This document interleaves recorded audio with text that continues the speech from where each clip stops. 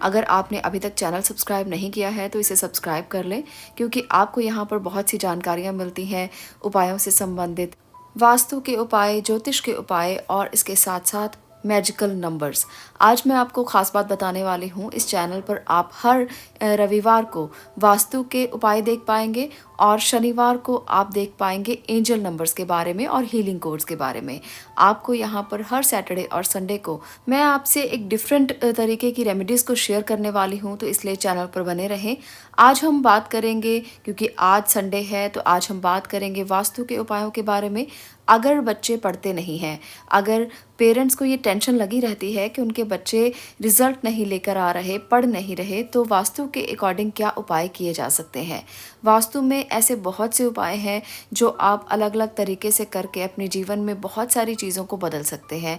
आज हम बात करेंगे सिर्फ बच्चों की, क्योंकि बच्चों का पढ़ाई में अगर मन ना लगे तो पेरेंट्स के मन में बिल्कुल टेंशन बनी रहती है। तो इस टेंशन को कैसे दूर किया जा सकता है, आज मैं आपकी इसी टेंशन को दूर करने के लिए कुछ वास्तु के रूल्स को फॉलो करने के लिए आपको बताऊंगी। अगर आप उनको फॉलो करते हैं तो आपके बच्चे ज़रूर पढ़ना शुरू कर देंगे।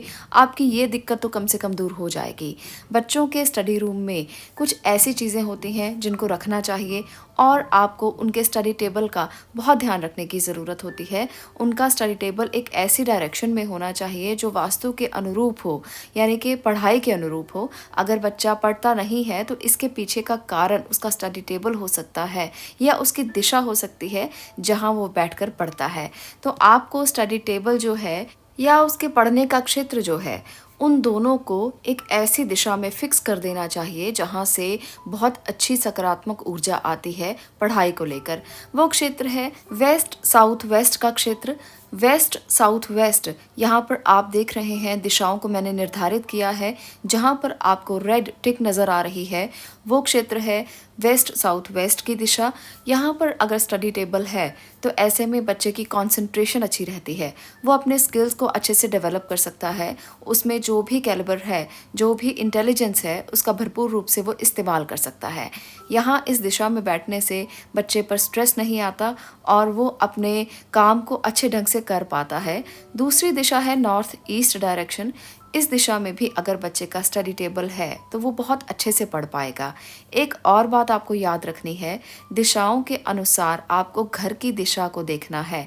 घर का वेस्ट साउथ वेस्ट डायरेक्शन और नॉर्थ ईस्ट डायरेक्शन।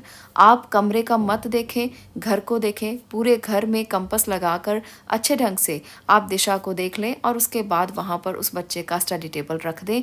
ऐसा करने से उसको बहुत आराम मिलेगा, स्ट्रेस फ्री हो जाएगा वो और पढ़ने में उसको आसानी होगी। आपको एक और बात को ध्यान में रखना है कि आजकल जो बच्चे हैं वो ऑनलाइन पढ़ाई कर रहे हैं।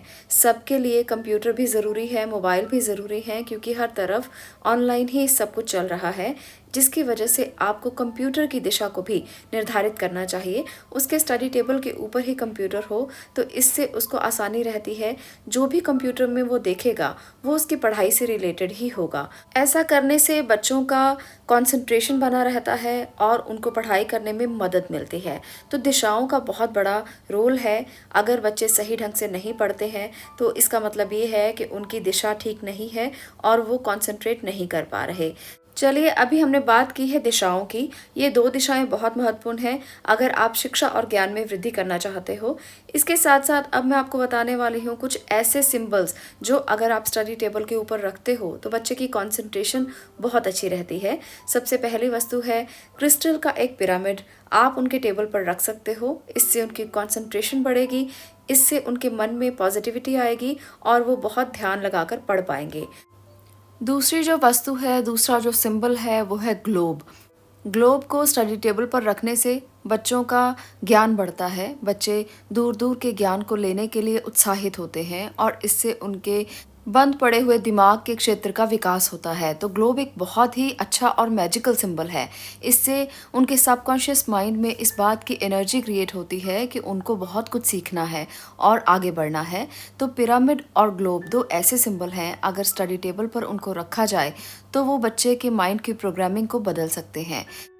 इस तरह से अगर बच्चे की कंसंट्रेशन और उसके दिमाग को विकसित करना चाहते हैं तो ये 2 सिंबल और 2 दिशाओं का खास ध्यान रखें।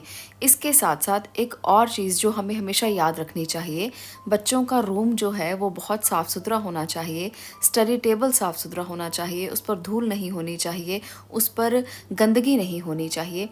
इसका अगर ध्यान रखा जाए तो वो भी एकाग्रता को बढ़ाता है, कंसंट्रेशन बढ़ती है। अगर आप भी अपने लाइफ में इन छोटे-छोटे टिप्स को अपनाते हैं, वास्तु के इन नियमों का पालन करते हैं, तो ज़रूर आपको इसके पॉजिटिव रिजल्ट्स मिल सकते हैं और जो टेंशन आपके मन में बच्चों को लेकर लगी रहती है, वो दूर हो सकती है। तो करके देखें, अनुभवों को शेयर करें और बताएं कि आपको कैसे इसके रिजल्ट्स मिले हैं, क्योंकि बहुत मैजिकल है और छोटी-छोटी चीज़ों को अपनाकर अगर आप इतने बड़े-बड़े चेंजेस लाइफ में कर सकते हैं, तो ज़रूर करने चाहिए।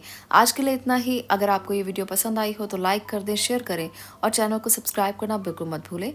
मैं मिलती हूँ अगली वीडियो में अगले विषय के साथ। तब तक के लिए आपका धन्यवाद।